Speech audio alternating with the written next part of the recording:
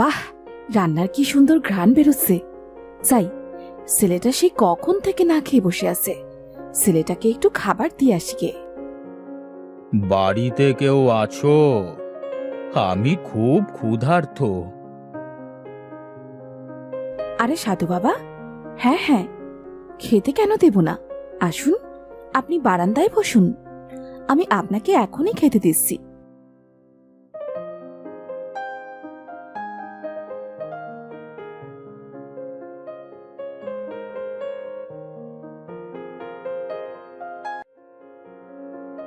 বাহ, তোর হাতের রান্না তো অসাধারণ। অনেক দিন বাদে এমন রান্না খেলাম। আমি তোর উপর খুব খুশি হয়েছি রে মা। বল, তোর কি চাই?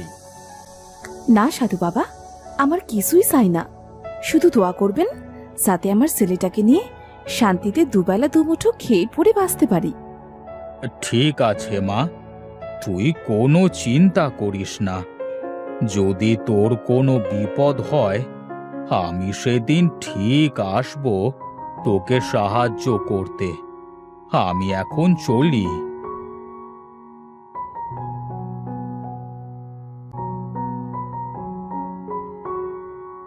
বাহ, কি সুন্দর ঘ্রাণ। খাদিজা যে কি করে এত সুন্দর রান্না করে কে জানে। আমি যদি এত সুন্দর রান্না করতে পারতাম তবে সে কি ভালো হতো। আমিও তো চেষ্টা করার পরেও তো কিছুতেই রান্না ভালো করতে পারি না। মা, ও মা, দেখো, আমি কত বড় মাছ ধরে এনেছি। এই মাছটা সুন্দর করে রান্না করো দেখি, অনেক ক্ষুধা পেয়েছে। তুই এত বড় মাছ কোথা থেকে পেলি রে বাবা? নদী থেকে ধরেছি মা। ঠিক আছে বাবা, তুই বস, আমি চট করে মাছ রান্না করে নিয়ে আসি।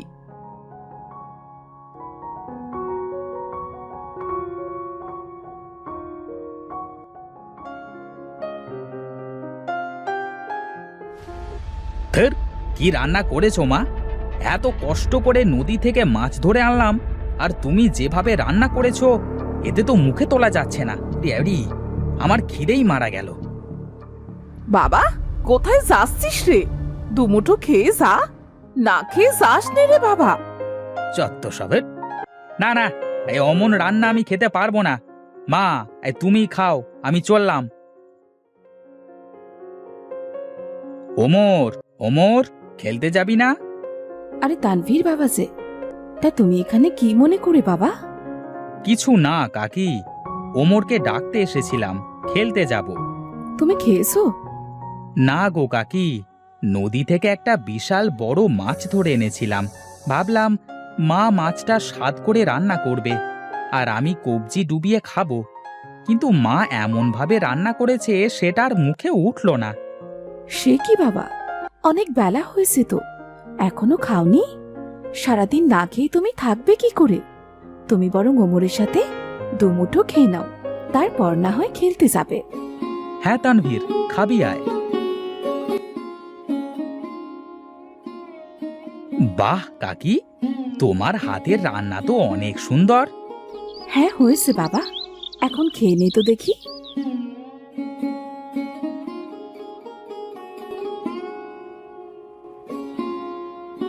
আর মাত্র একদিন বাকি, এর মধ্যে ভালো রাঁধুনি খুঁজে না পেলে আমার গর্দান যাবে।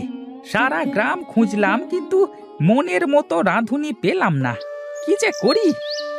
আহা হা হা, কি সুন্দর ঘ্রাণ! এত সুন্দর ঘ্রাণ কোথা থেকে আসছে? দেখতে হচ্ছে তো ব্যাপারটা।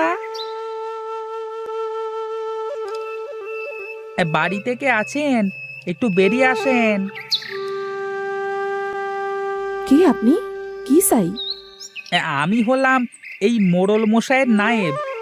আমি অনেক বিপদে পড়ে তোমার কাছে এসেছি। আমার মনে হয় তুমি আমাকে এই বিপদ থেকে রক্ষা করতে পারবে। কি বিপদ? আমাকে বলুন, দেখি আপনাকে কোনো সাহায্য করতে পারি কিনা। মোড়ল মশাইয়ের কঠিন অসুখ হয়েছে, কোনো কিছুতেই তার মুখে স্বাদ আসছে না। নিন নিন, শুরু করেন মোড়ল মশাই। খেয়ে বলুন তো, নতুন রাঁধুনির রান্নার স্বাদ কেমন? ছি ছি ছি ছি ছি, উয়াক, থু! এমন জঘন্য রান্না আমি আমার বাবার জন্মে কোনোদিন খাইনি। নায়েব, বেয়াদবির একটা সীমা থাকে।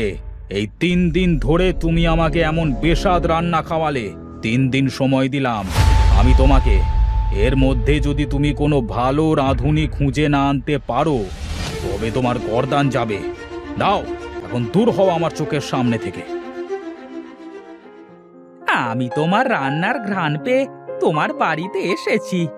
আমার বিশ্বাস তোমার রান্না মোড়ল মশাইয়ের অনেক পছন্দ হবে। এখন তুমি পারো আমাকে বাঁচাতে। খাদিজা বুবু বলছে কি, তুমি তো মোড়ল মশাই বাড়িতে যাবে রান্না করতে, আমাকে সাথে নিয়ে চলো না। আমি তোমার কাছ থেকে রান্নাটাও শিখে নেব, আর সেই ফাঁকে তোমাকে রান্নার কাজে সাহায্যও করতে পারবো। আচ্ছা ঠিক আছে, তাহলে কাল তোমরা দুজনে মিলে জমিদার বাড়িতে আসো, কেমন? আমি এখন চলি। মনে রেখো, আমার প্রাণ কিন্তু তোমাদের হাতে।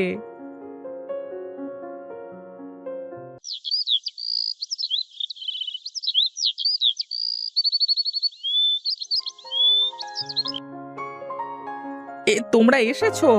এসো এসো, আমি তোমাদের রান্নাঘরে নিয়ে যাই। মোড়ল মশাইয়ের খাবার বেলা প্রায় হয়ে গেল। দ্রুত হাত চালিয়ে রান্না করো। ঠিক আছে নায়েব মশাই।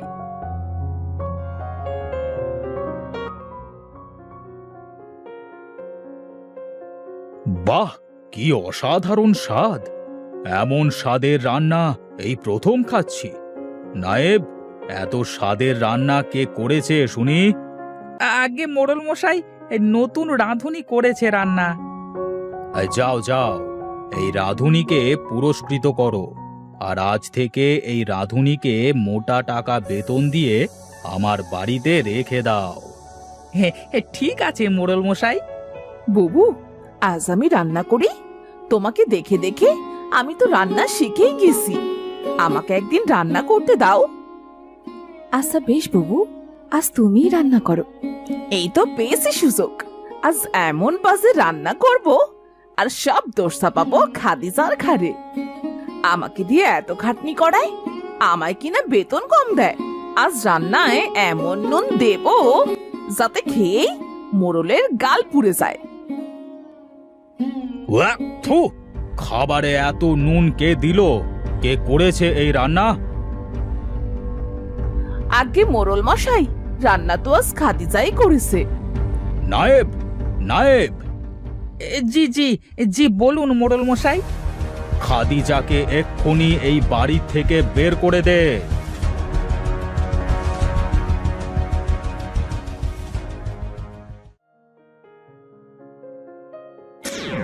কি রে মা, তুই এখানে বসে এভাবে কাঁদছিস কেন?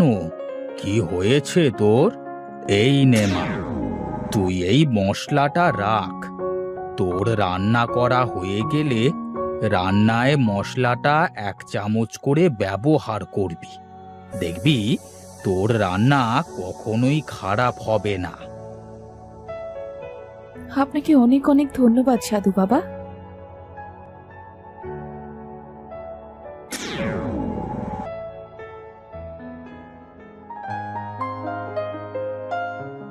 তুমি আবার কেন এসেছো আমার বাড়িতে?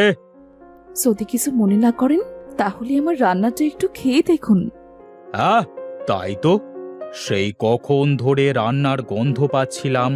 ঘ্রাণ শুনে তো মনে হচ্ছে তোমার রান্না ভালোই হবে। নিয়ে আসো দেখি। বাহ, কি অপূর্ব স্বাদ! কিন্তু সকালবেলায় তোমার রান্না এত জঘন্য হলো কেন? আপনি এসব কি বলছেন মোড়ল মশাই? সকালে তো পারভিন রান্না করেছে। তাই তো বলি, রান্নার স্বাদ এত খারাপ হলো কেন? পারভিন, এই পারভিন, এদিকে আয়। আগে আগে মোড়ল মশাই। সকালবেলায় কে রান্না করেছিলে? কি হলো, চুপ করে আছিস কেন? বল, কে রান্না করেছিল? সকালবেলা আমি রান্না করেছিলাম, আর ইচ্ছে করে রান্নায় বেশি নুন দিয়েছিলাম যাতে আমি খাদিজাকে দোষ দিয়ে এই বাড়ি থেকে তাড়িয়ে দিতে পারি। আর আমি নিজে রান্না করতে পারি। কেন? তুই এসব কেন করেছিস? খাদিজা তোর কি ক্ষতি করেছে বল? সারাদিন আমি রান্নাঘরে সব কিছু গুছিয়ে দেই, তারপরও ও আমার থেকে বেশি টাকা পায়, আর রান্নার সব প্রশংসা খাদিজাই পায়। তাই আমি এই কাজ করেছি। আমার ভুল হয়ে গেছে মোড়ল মশাই, আমাকে ক্ষমা করে দিন। তোর এত বড় স্পর্ধা! তুই এক্ষুনি আমার বাড়ি থেকে বের হয়ে যা, আর কোনো দিন আমার সামনে আসবি না। এই জন্যই বলে অতি লোভে তাঁতি নষ্ট।